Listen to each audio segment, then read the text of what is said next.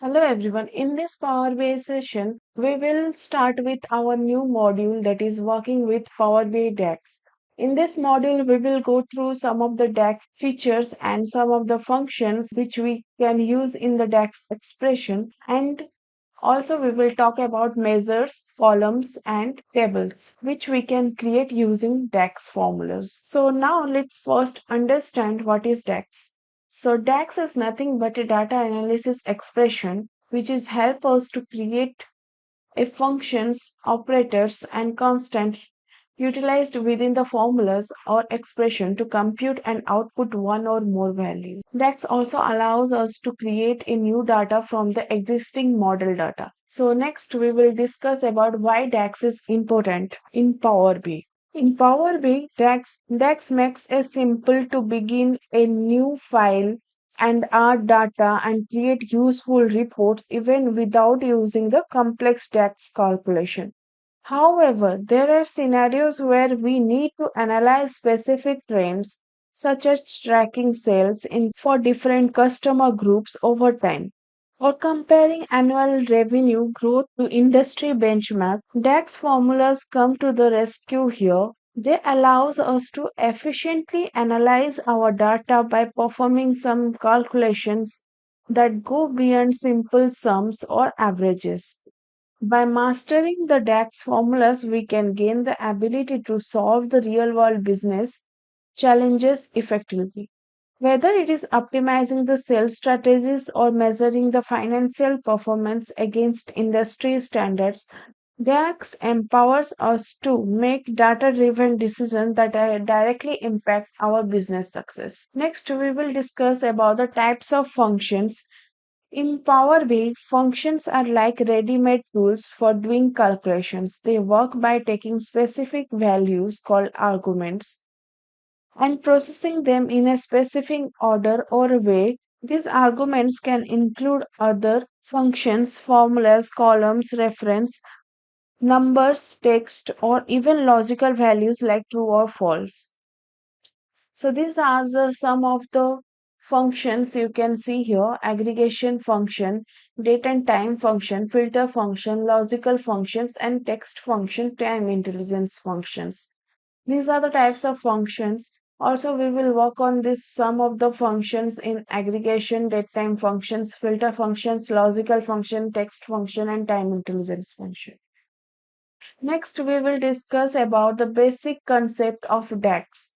So there are two fundamental concepts of DAX in Power BI. One is the syntax and the other one is the context. So in syntax, before diving into creating our own formulas, we need to explore some DAX formula syntax, isn't it? Syntax refers to the structure and components of formula, essentially how the formula is written in DAX. So I will show you the example of the DAX syntax. So here you can see the simple example of DAX syntax. For instance, here we have an example of basic DAX syntax for a measure. Okay. So here you can see the total profit is equal to sum of the financial data. So here total profit is the measure and this equal to is the operator which marks the beginning of the formula. When the formula is calculated, it will produce a result. And the sum is the functions which adds up all the numbers in the financial data profit column. More about the function we will discuss later. So next is the parenthesis, and in the parenthesis it is encloses an expression with one or more argument.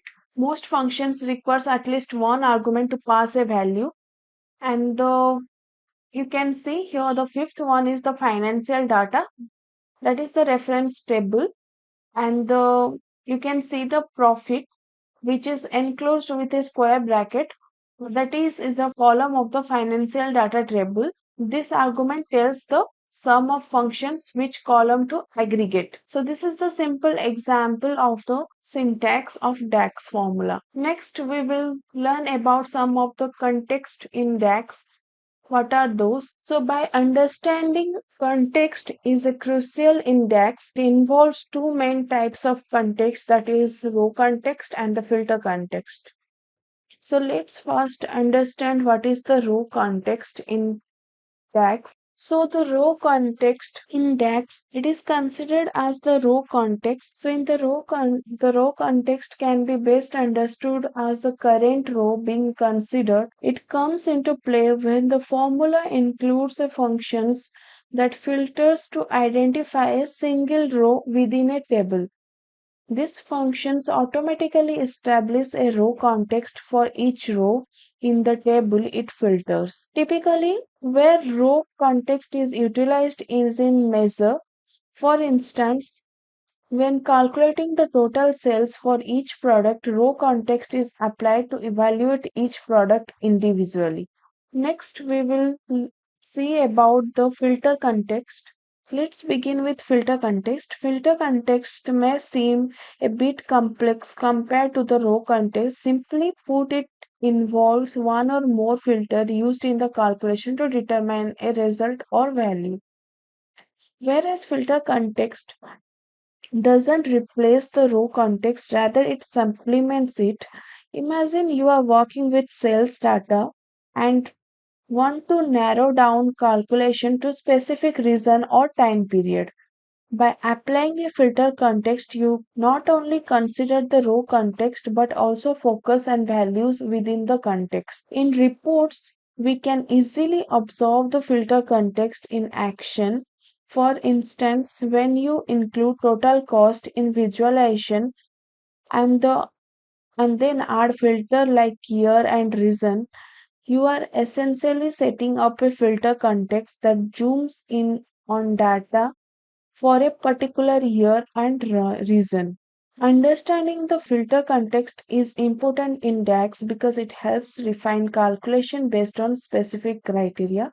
So we can establish filter context not only through the visualization but also within the DAX formula using functions like all related filter calculate or through relationship with other measures and columns. Here you can see one example. For example, to calculate the total sales with columns for product category and sales amount, we want to calculate the total sales amount for the electronics category.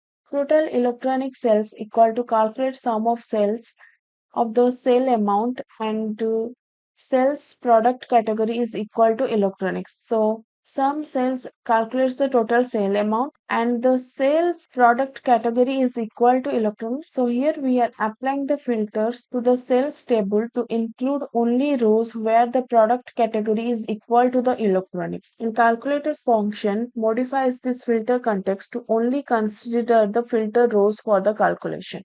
So this is what the filter context is. And these are the concepts we must remember and some of the functions we will discuss in the next video. So thank you so much for watching. That's all for today. We will see you on next video with